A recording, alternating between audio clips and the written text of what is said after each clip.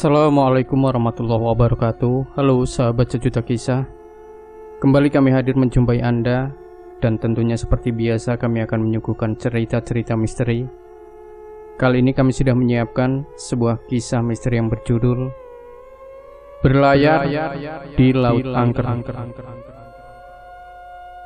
Berlayar merupakan salah satu bagian dari tugas polisi perairan untuk melakukan patroli dengan tujuan yaitu menjaga keamanan di wilayah hukum kesatuan, di mana bertugas dari segala hal yang tentunya mengganggu keamanan dan ketertiban negara ini. Demikian pula dengan saya yang saat itu bertugas di fungsi Polair di Kesatuan Polda Riau dan bertempat tugas di wilayah Tanjung Batu. Suatu hari aku beserta tim bertugas untuk melaksanakan patroli yang akan dilaksanakan pada sore hari hingga batas waktu yang telah ditentukan. Sore itu juga kami bersiap diri. Tidak lupa segala peralatan yang menunjang dalam pelaksanaan tugas disiapkan pula.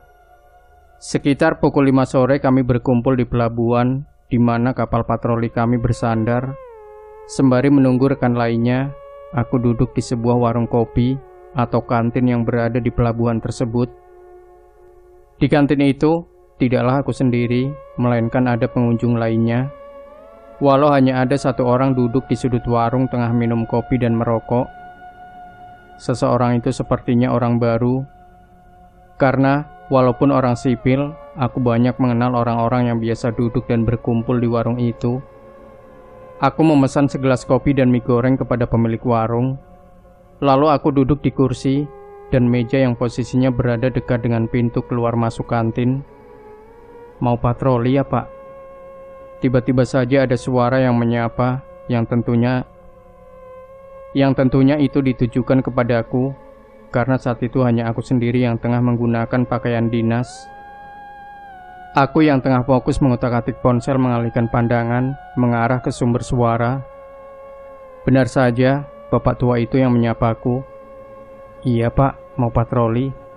Ini nunggu teman-teman yang lainnya. Demikian jawabku dengan ramah. Rencana ke wilayah mana patrolinya Pak? Tanya bapak itu lagi kepadaku. Ya kemana saja Pak, yang namanya patroli. Mungkin nanti timnya yang menentukan ke arah mana akan patrolinya, jawabku lagi.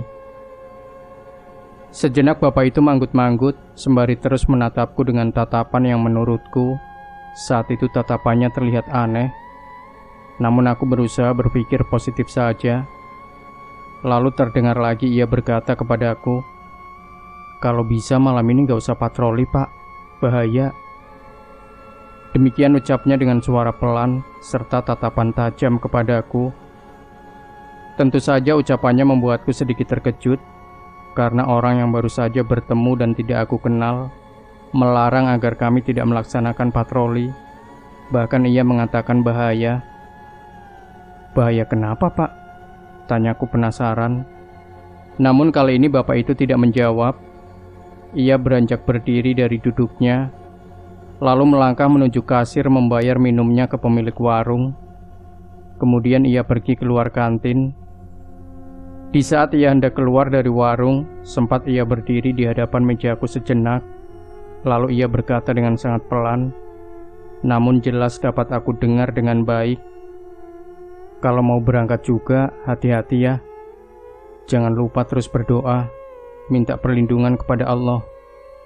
Demikian ucapnya kepadaku, lalu ia berlalu pergi. Saat itu aku hanya diam terpaku, tidak menjawab iya atau tidak, karena aku benar-benar merasakan ada yang aneh dengannya. Setelah bapak itu pergi dari hadapanku, di saat itu pula seakan aku baru tersadar. Lalu aku memandang ke arah di mana bapak tua itu pergi, namun tak terlihat lagi. "Makcik, siapa bapak tadi? Aku rasa tak pernah tengok dia sebelumnya di sini." Tanya aku kepada pemilik warung itu yang biasa dipanggil makcik. "Entahlah Pak, saya baru inilah tengok dia di sini. Tak ada pula saya tanya tadi," ucap makcik kepadaku.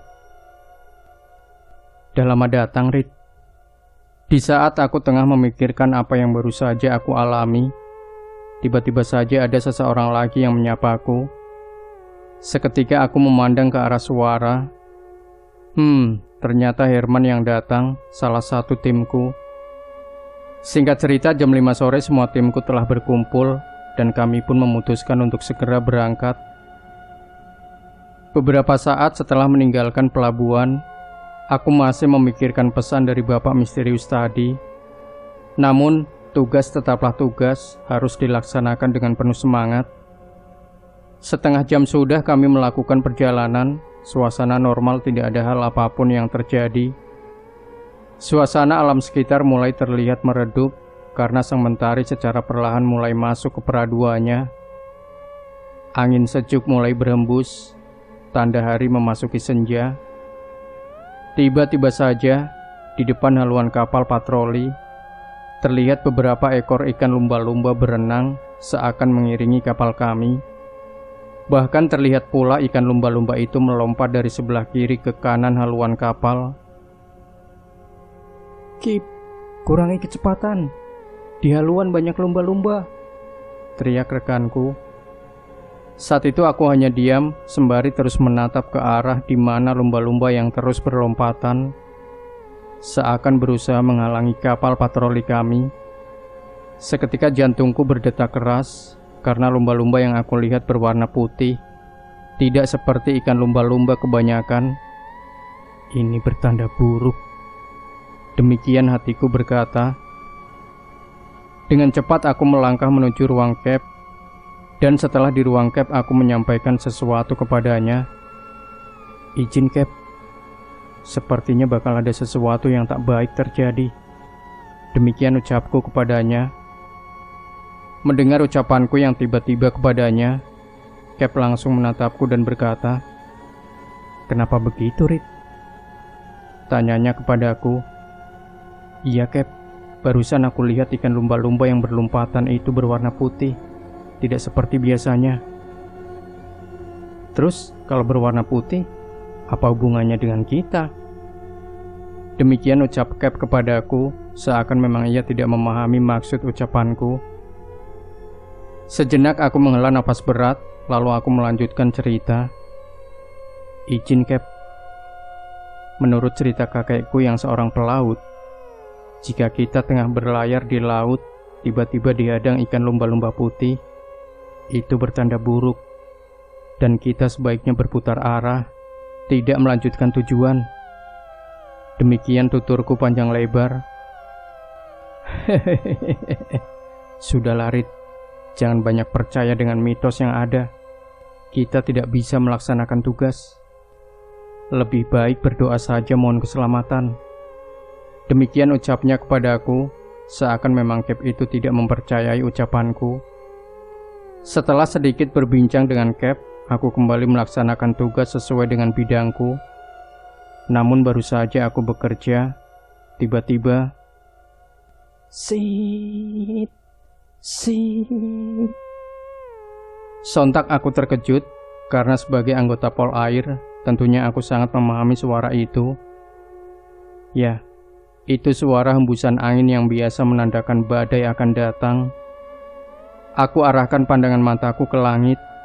Terlihat sang rembulan memancarkan cahaya lembutnya, sehingga di kejauhan aku mulai melihat gumpalan-gumpalan gelombang dengan ukuran sedang mulai memainkan permukaan laut. Dengan tergesa-gesa aku melangkah menuju ke ruang Cap lagi, sembari berteriak memanggil Cap. "Cap, Cap.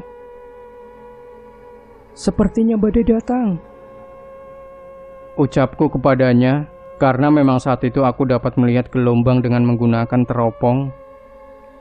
Mendengar ucapanku, seketika Cap kapal pun segera memerintahkan awak kapal untuk bersiap. Namun baru saja Cap memberi perintah, tiba-tiba saja kapal kami oleng ke kanan karena gelombang besar telah menghempas bagian kapal dari sebelah kiri. Dengan olengnya kapal, tentu saja beberapa barang di kapal berjatuhan. Belum lagi posisi kapal kembali stabil. Brus! Ombak besar kembali menghempas dari arah belakang kapal, sehingga membuat kapal terjungkal ke belakang akibat curahan air dengan volume besar menimpa di bagian belakang kapal. "Rit, tolong aku." Di saat semua awak kapal panik, terdengar seseorang berteriak meminta tolong. Aku lihat sisi kanan bagian kapal, Rudy bergelantungan berpegangan pada sisi kapal, dengan tubuh serta kakinya menjuntai di laut. Ia terpelanting dan terjatuh di saat ombak besar tadi menimpa kapal dari sisi kiri. Beruntung Rudy sempat berpegangan sehingga ia tidak langsung terlempar ke dalam laut. Melihat situasi Rudy saat itu, segera aku mengambil seutas tali yang sudah terikat pada pelampung oren. Namun upaya aku tidaklah mudah, karena ombak-ombak besar terus menghantam kapal. Masih terdengar teriakan Rudy meminta tolong. Akhirnya aku berhasil menarik Rudy dengan cara memberikan tali tambang itu kepadanya. Aku tarik tubuh Rudy dengan sekuat tenaga. Alhamdulillah, akhirnya Rudy berhasil naik ke kapal lagi. "Rit, kau cek mesin kapal." Baru saja aku berhasil menarik tubuh Rudy, kembali aku mendengar suara teriakan, dan ternyata Cap memanggilku dan perintahkan aku untuk mengecek mesin kapal. Tanpa banyak tanya, aku pun langsung melangkah menuju ruang mesin. Benar saja, 2 dari 4 mesin sudah mati. Terlihat kepulan asap dari 2 mesin yang mati itu. Dengan rusaknya 2 mesin sudah bisa dipastikan pula sangat berpengaruh besar kepada tenaga kapal. Apalagi saat itu tengah diterjang badai. Kapal terseok-seok diombang-ambing di tengah lautan yang gelap. Cap tidak bisa banyak berbuat selain mengikuti alur ombak-ombak raksasa itu, tanpa tahu harus mengarahkan kapal kemana. Saat itu GPS serta radio sebagai alat penunjuk arah dan komunikasi pun sudah tidak berfungsi lagi. Semua awak kapal sudah menggunakan awak pelampung dan pasrah di sisa-sisa perjuangan untuk selamat. Di saat keputusasaan merasuki jiwa, di saat itu pula aku yang saat itu berdiri dengan berpegangan pada salah satu besi stainless sisi kanan kapal. Tanpa sengaja pandangan mataku menatap ke sebelah kiri, di mana gumpalan gelombang raksasa seakan siap untuk menerkam kapal patroli beserta isinya. Namun ada sesuatu yang membuat aku terpana. Di atas gelombang raksasa itu, samar terlihat dari keremangan cahaya bulan serta bias sinar lampu sorot kapal.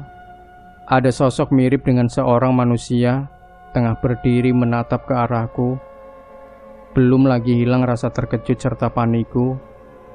Tiba-tiba saja terdengar olehku seperti seseorang berbisik di telingaku. "Wahai cucuku, cepat kamu baca doa yang pernah Datuk berikan kepadamu. Sekarang saatnya kamu gunakan.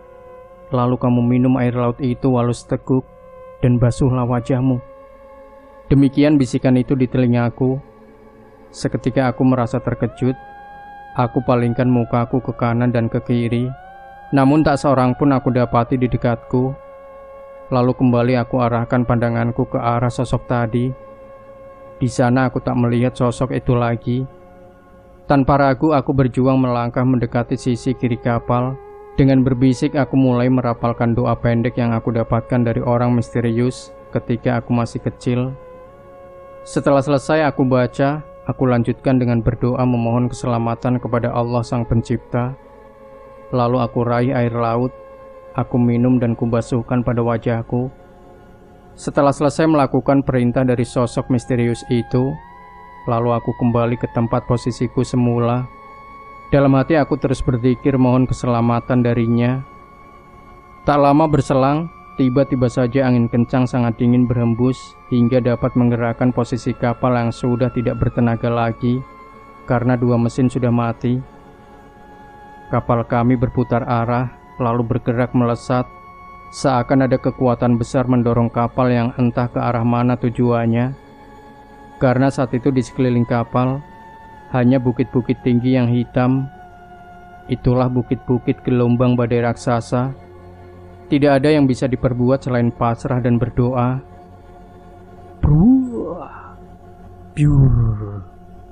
Tiba-tiba saja haluan kapal menabrak gelombang besar nan tinggi laksana dinding. Aku beserta awak kapal lainnya terhempas, bahkan terpelanting di dalam kapal itu. Sesaat kemudian hening. Di kegelapan malam yang dingin, tak terdengar riuh dan decit angin.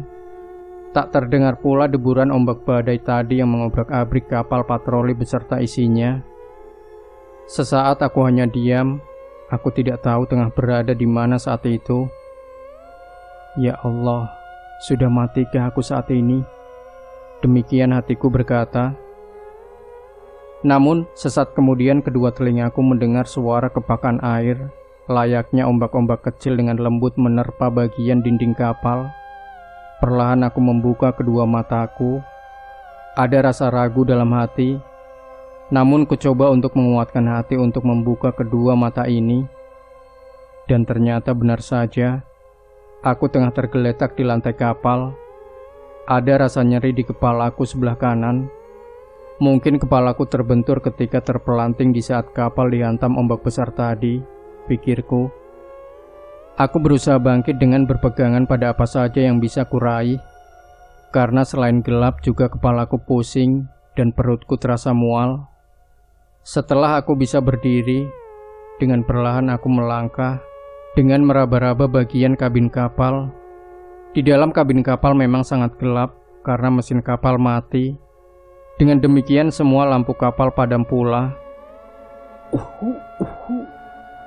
Di dalam kegelapan aku mendengar suara batuk seseorang, mungkin itu rekanku. Aku baru teringat, jika di kopel ada senter kecil. Aku coba meraba bagian pinggang, memastikan kira-kira masih ada atau tidak senter itu. Alhamdulillah, ternyata senter kecil itu memang masih ada di tempatnya. Aku ambil dan langsung aku hidupkan, walau tidaklah terlalu terang cahayanya. Namun lumayan sangatlah berjasa di saat berada di dalam kegelapan.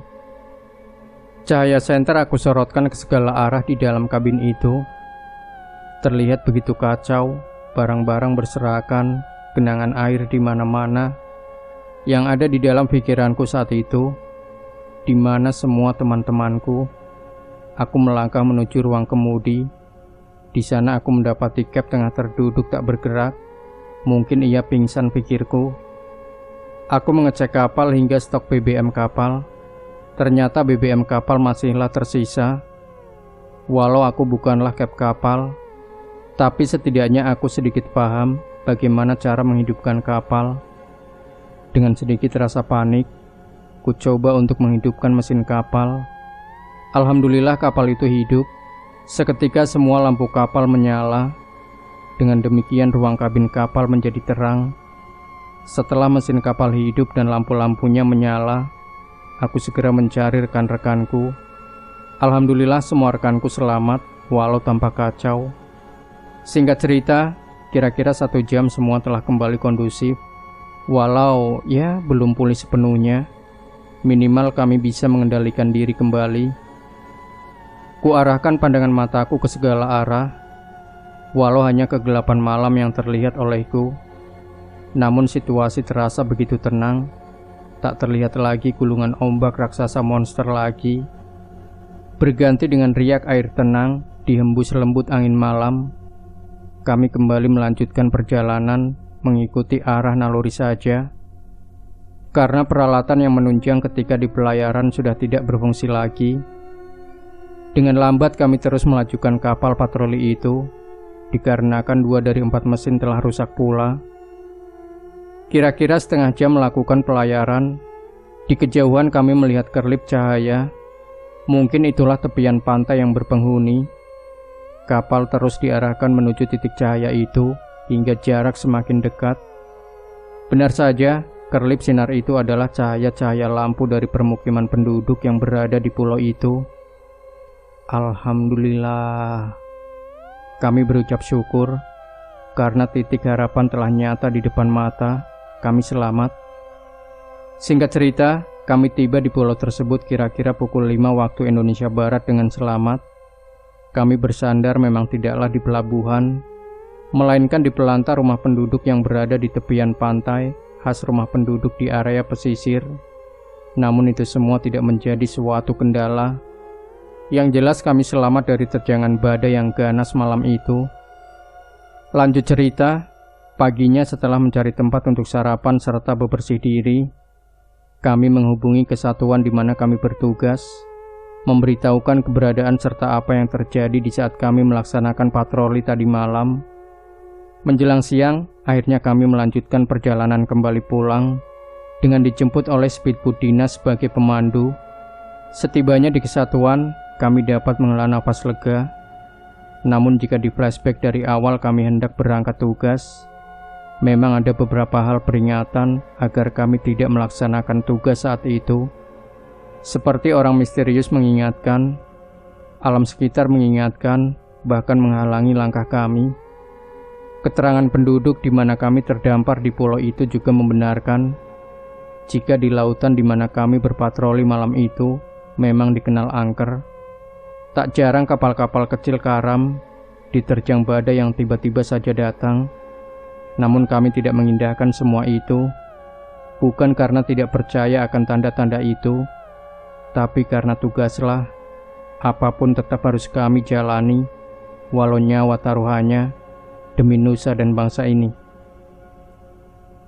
Demikian sahabat sejuta kisah, jangan lupa berikan komentar Anda, like, share video ini, subscribe channel Sejuta Kisah, dan kembali nantikan cerita-cerita misteri terbaru dari kami. Wassalamualaikum warahmatullahi wabarakatuh.